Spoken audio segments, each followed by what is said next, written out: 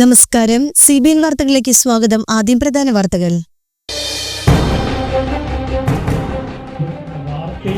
Air കേരളയുടെ ആദ്യ വിമാനം ജൂണിൽ കൊച്ചിയിൽ നിന്നും പറന്നുയരും.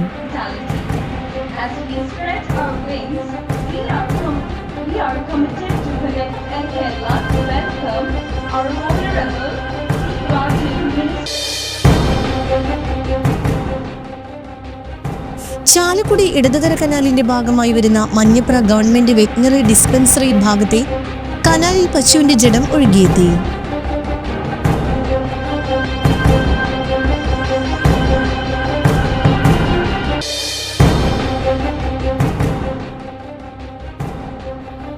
കലാകാരന്മാരുടെ സംഘടനയായ തരംഗ് ചാലക്കുടിയുടെ ആഭിമുഖ്യത്തിൽ ചലച്ചിത്ര പിന്നണി ഗായകൻ P. ജയചന്ദ്രൻ അനുസ്മരണവും ഗാനാർച്ചനയും സംഘടിപ്പിച്ചു.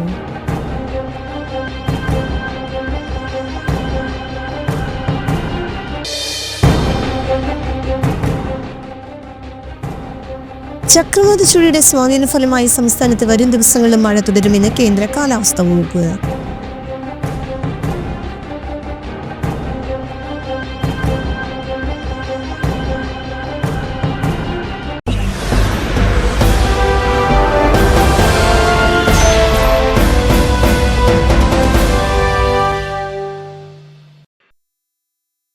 വാർത്തകൾ വിശദമായി.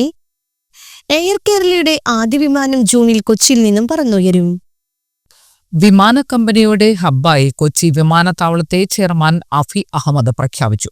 വിമാനത്താവളത്തിൽ നടന്ന പ്രഖ്യാപന ചടങ്ങിൽ മന്ത്രി P. രാജീവ് അധ്യക്ഷനായിരുന്നു.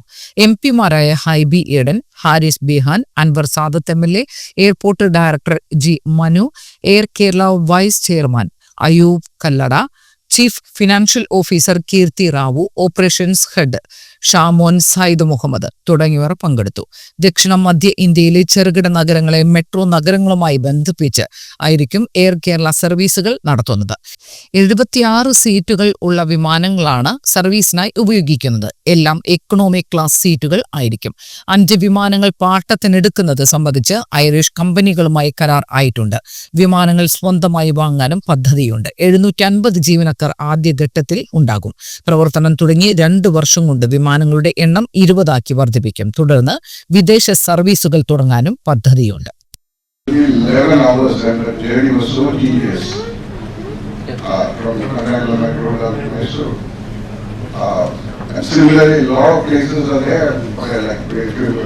വളരെ നല്ല പ്രതികരണമാണ് അവിടുത്തെ മന്ത്രിമാരിൽ നിന്നും പ്രവാസ സംഘടനകളിൽ നിന്നും ചേംബറിൽ നിന്നെല്ലാം ലഭിച്ചിട്ടുള്ളത്. ഇപ്പോൾ കൊച്ചി ബേസ് ആയിട്ടുള്ള ആദ്യത്തെ എയർലൈൻ ആയിരിക്കും തുടങ്ങുന്നത്. ഇങ്ങോട്ട് വരുമ്പോൾ ഒരാൾ ചോദിച്ചാൽ ഗവൺമെന്റ് പുതിയ വിമാന കമ്പനി തുടങ്ങുകയാണെന്ന് ചോദിച്ചു. നമ്മൾ ഗവൺമെന്റ് അല്ല, അത് കേരളയല്ല, കേരളൈറ്റ്സ് ആണ്. അവർ തുടങ്ങുന്ന ഒരു സ്വകാര്യ സംരംഭമാണ് എയർ കേരള എന്നുള്ളത്. അതിന്റെ പ്ലാൻ ഇവിടെ CEO സൂചിപ്പിക്കുകയുണ്ടായി. നല്ല രീതിയിൽ വിജയിക്കാൻ കഴിയട്ടെ എന്ന് ആശംസിക്കുന്നു. ഗവൺമെന്റ് ഇപ്പോ ഹെലി ടൂറിസം പോളിസി അംഗീകരിച്ചിട്ടുണ്ട്. പരമാവധി ടൂറിസ്റ്റ് സാധ്യതകളെ ഉപയോഗപ്പെടുത്താനായി ഇത്തരത്തിലുള്ള സർവീസുകളും എങ്ങനെയൊക്കെ ക്രമീകരിക്കാൻ കഴിയും എന്നത് സർക്കാരും പരിശോധിച്ചുകൊണ്ടിരിക്കുന്ന ഭാഗമാണ്.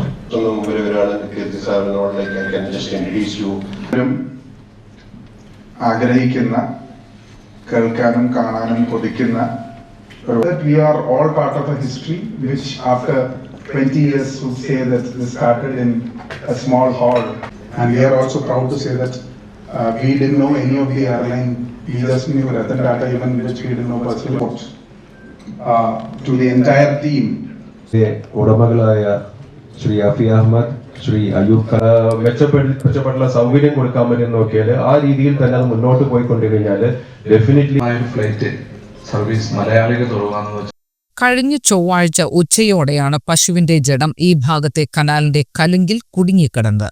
ഇത് ശ്രദ്ധയിൽപ്പെട്ട നാട്ടുകാർ ബന്ധപ്പെട്ട വകുപ്പ് അധികാരികളെ ഫോൺ മുഖാന്തരം അറിയിച്ചു. തുടർന്ന് വിവിധ വകുപ്പ് ഉദ്യോഗസ്ഥരടക്കം സ്ഥലം സന്ദർശിച്ചുവെങ്കിലും മറ്റു വകുപ്പുകളെ പരസ്പരം പഴിചാരി ഒഴിഞ്ഞുമാറുകയായിരുന്നു. ദുർഗന്ധം ശക്തി പ്രാപിച്ചതോടെ കാൽനട യാത്രക്കാരും പ്രദേശവാസികളും വ്യാപാരികളും ഏറെ ആശങ്കയിലായി. ജനങ്ങളുടെ ആരോഗ്യ സുരക്ഷ സംരക്ഷിക്കാൻ പശുവിന്റെ ജഡം ഇവിടെ നിന്ന് എടുത്ത് മറവ് ചെയ്യാൻ ചെയ്യാൻ ബന്ധപ്പെട്ടവർ തയ്യാറാകാത്തതിനെ തുടർന്ന് ബുധൻ മുതൽ ഇന്ദിരാഗാന്ധി കൾച്ചറൽ ഫോറത്തിന്റെ നേതൃത്വത്തിൽ നാട്ടുകാരെയും പ്രദേശവാസികളെയും സംഘടിപ്പിച്ച് പ്രതിഷേധ സൂചകമായി നിൽപ്പ് സമരം നടത്തി. കൂടാതെ ജനങ്ങളുടെ ആരോഗ്യം സംരക്ഷിക്കണമെന്ന ആവശ്യമുയർത്തി നാട്ടുകാരുടെ ഒപ്പ് സമാഹരിച്ച് ബന്ധപ്പെട്ട അധികാരികൾക്ക് ഫോൺ മുഖാന്തരവും നേരിട്ടും പരാതി നൽകി. ഇതിനെ തുടർന്നാണ് panchayat secretary P Rajesh, health inspector Prince John, canal അധികാരികൾ എന്നിവ ഉൾപ്പെടുന്ന ഉദ്യോഗസ്ഥ സംഘം പ്രദേശം സന്ദർശിച്ച് മേൽ നടപടികൾ ഊർജിതമാക്കി. പ്രാരംഭമായി കനാൽ വെള്ളത്തിന്റെ അളവ് കുറച്ചതിനെ തുടർന്ന് ഉച്ചയ്ക്ക് 12 മണിയോടെ പശുവിന്റെ അഴുകിയ ജഡം താഴേക്ക് നീങ്ങിയത്. Government veterinary dispensary, government higher secondary school, കുടുംബാരോഗ്യ കേന്ദ്രം, ചെറുതും വലുതുമായ നിരവധി വ്യാപാര സ്ഥാപനങ്ങൾ എന്നിവയുടെ സമീപത്താണ് പശുവിന്റെ അഴുകിയ ജഡം കനാലിൽ കണ്ടെത്തിയത്. പശുവിന്റെ കാലുകൾ തമ്മിൽ കൂട്ടിക്കെട്ടിയ നിലയിലാണ് കാണപ്പെട്ടത്. കനാലിൽ നിന്ന് ജഡം ചാക്കിൽ കെട്ടി കയറിട്ട് വലിച്ചാണ് ഒഴിഞ്ഞ കനാൽ തീരത്ത് തയ്യാറാക്കിയ സ്ഥലത്ത് മറവ് ചെയ്തത്. പശുവിന്റെ ജഡത്തിന് 4 ദിവസത്തെ പഴക്കം ഉണ്ടാകുമെന്ന് പറയുന്നു. കനാലിൽ ജഡം കാണാനിടയായ സംഭവത്തെക്കുറിച്ച് സമഗ്ര അന്വേഷണം നടത്തണമെന്ന് നാട്ടുകാർ ആവശ്യപ്പെട്ടു. പഞ്ചായത്ത് സ്ഥിരം സമിതി അധ്യക്ഷൻ CV അശോക് കുമാർ, പഞ്ചായത്ത് അംഗം Siju Eerali, Davis Manavalan, Josan V Antony, Tinu Mobins, Shaibi E Pappachan, MV Sebastian, Davis Chooramala, Baiju Kolottukudi, Thankachan Kuzhiveli, Jose Mazhuvancheri, Jose Kodungookkaran എന്നിവർ നേതൃത്വം നൽകി. കലാകാരന്മാരുടെ സംഘടനയായ തരംഗ് ചാലക്കുടിയുടെ ആഭിമുഖ്യത്തിൽ ചലച്ചിത്ര പിന്നണി ഗായകൻ P ജയചന്ദ്രൻ അനുസ്മരണവും ഗാനാർച്ചനയും സംഘടിപ്പിച്ചു. സനീഷ് കുമാർ ജോസഫ് MLA ഉദ്ഘാടനം ചെയ്തു. തരംഗ് പ്രസിഡന്റ് കലാഭവൻ ജയൻ അധ്യക്ഷത വഹിച്ചു. നഗരസഭ കൗൺസിലർമാരായ VJ Joji, TD Elizabeth, Faas Nritha Sangeetha Vidyalayam principal C Sasidharan, Annamanada Suresh master, ചിത്രകാരൻ Nalinakshan, doctor TL Sunil, doctor KO Joseph എന്നിവർ സംസാരിച്ചു. ഗായകരായ സുധീഷ് ചാലക്കുടി, മായ ശശികുമാർ, അജിത് കൊടകര, കുമാർജി വെണ്ണൂർ, നൌഷാദ് പുളിക്കക്കടവ്, സുഭാഷ് വെള്ളാഞ്ചിറ, മാധവൻ കന്യാടത്ത് എന്നിവരുടെ നേതൃത്വത്തിൽ ജയചന്ദ്രന്റെ ഗാനങ്ങൾ കോർത്തിണക്കി ഗാനാർച്ചനയും ഒരുക്കിയിരുന്നു. നമുക്കറിയാം, ഒരു വലിയൊരു മഹാസമുദ്രം എന്ന് പറഞ്ഞാൽ ദാസേട്ടൻ കൊടികുത്തി വാഴുന്നൊരു കാലത്ത് അവിടെ ഒരു ഇടം കണ്ടെത്തുക എന്ന് പറഞ്ഞാൽ വലിയൊരു ബുദ്ധിമുട്ടാണ്. കമൂര പുരുഷോത്തമൻ രാജ്യക്ക് ശേഷം മലയാളികളുടെ മനസ്സിലെല്ലാം വലിയ ചക്രവർത്തിയായി ഭരിച്ചിരുന്ന യേശുദാസ് എന്ന സംഗീത ചക്രവർത്തിയുടെ ആ വലിയ സാമ്രാജ്യത്ത് ഒരു സാമ്രാജ്യം കെട്ടിപ്പിടിച്ച ഒരു വലിയൊരു ഗായകനാണ് P ജയചന്ദ്രൻ എന്നുള്ള അതിഗായകനായിട്ടുള്ള ഗായകൻ.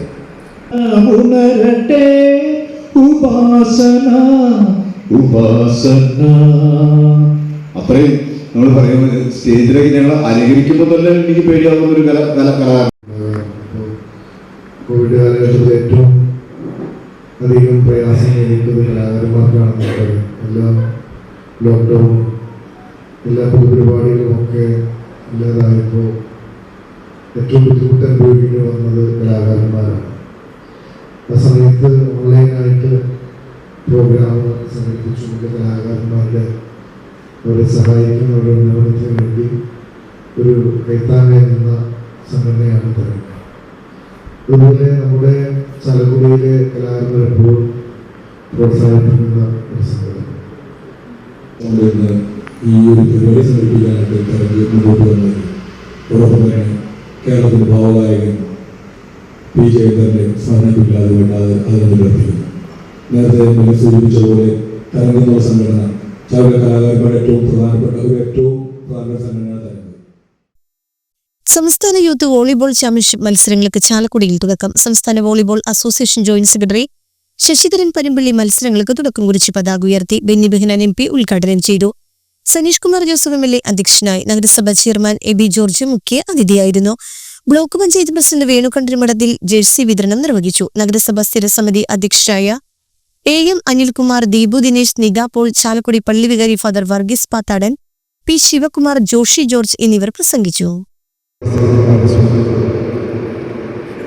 വളരെ സന്തോഷവും അഭിമാനവുമുള്ള ചടങ്ങാണ് ആരംഭിക്കുന്നത്.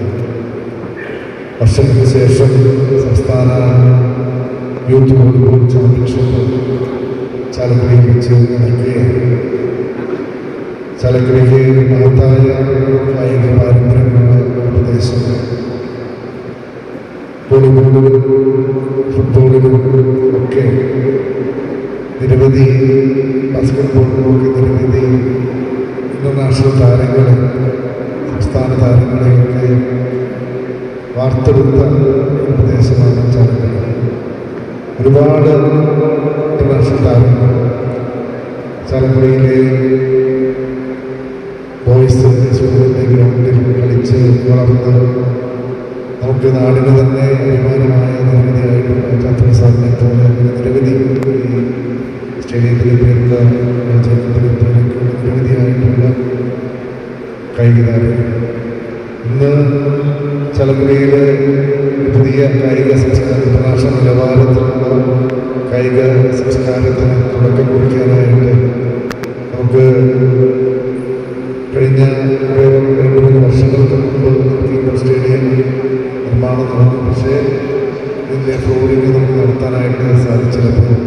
ഇന്റർനാഷണൽ നിലവാരത്തിലാണ് സംസ്ഥാന ഗവൺമെൻറ് ഫണ്ട് ഉപയോഗിച്ചുകൊണ്ട് നമുക്ക് ഈ ഫ്ലോർ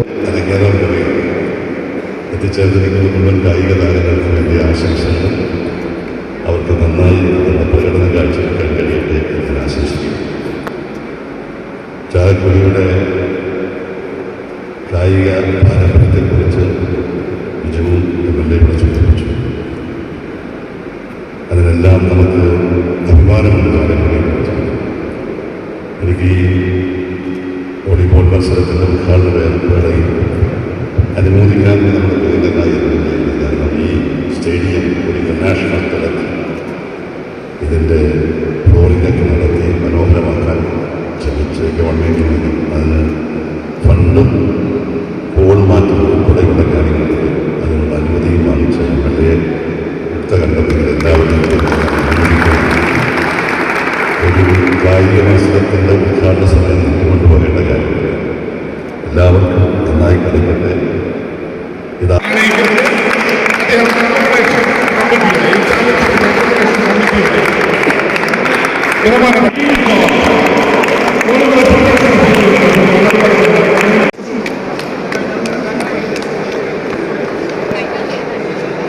വിശിഷ്ട വ്യക്തികൾ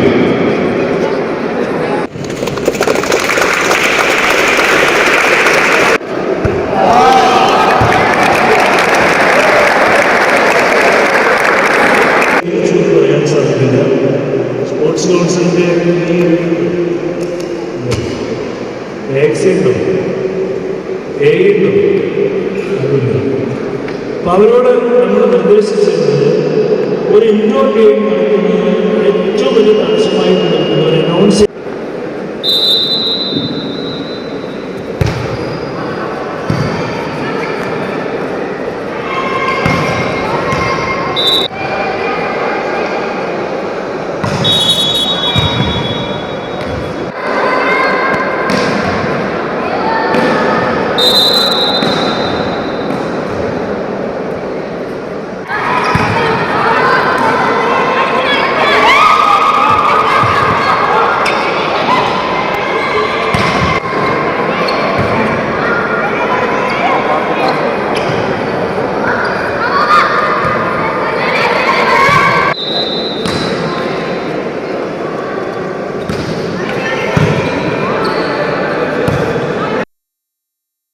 കൊച്ചി ഉൾപ്പെടെ രാജ്യത്തെ വിവിധ വിമാനത്താവളങ്ങളിൽ ഫാസ്റ്റ് ട്രാക്ക് ഇമിഗ്രേഷൻ പ്രോഗ്രാം.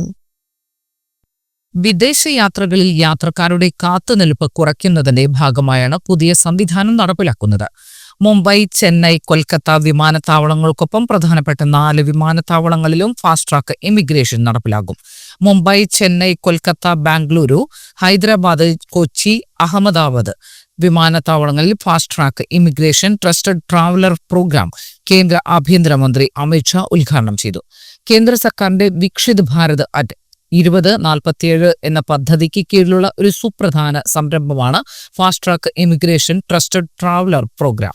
യാത്രക്കാർക്ക് ലോകോത്തര ഇമിഗ്രേഷൻ സൗകര്യങ്ങൾ നൽകുക, അന്താരാഷ്ട്ര യാത്ര സുഗമവും സുരക്ഷിതവുമാക്കുക എന്നതാണ് ഇതിന്റെ ലക്ഷ്യം. ആഭ്യന്തര മന്ത്രാലയം പ്രസ്താവനയിൽ പറഞ്ഞു. രജിസ്റ്റർ ചെയ്ത യാത്രക്കാർ ഈ ഗേറ്റിൽ എയർലൈൻ നൽകിയ ബോർഡിംഗ് പാസ്, പാസ്പോർട്ട് എന്നിവ സ്കാൻ ചെയ്യണം. യാത്ര ആരംഭിക്കുന്നിടത്തു നിന്നും അവസാനിക്കുന്ന വിമാനത്താവളങ്ങളിലും ഈ ഗേറ്റുകളിൽ യാത്രക്കാരുടെ ബയോമെട്രിക്സ് വിവരങ്ങൾ ശേഖരിക്കും. തുടർന്ന് ഈ ഗേറ്റ് തുറക്കുകയും ഇമിഗ്രേഷൻ ക്ലിയറൻസ് ലഭിക്കുകയും ചെയ്യും. രാജ്യത്തുടനീളമുള്ള 21 പ്രധാന വിമാനത്താവളങ്ങളിൽ FTI-TTP നടപ്പാക്കാനാണ് ലക്ഷ്യമിടുന്നത്.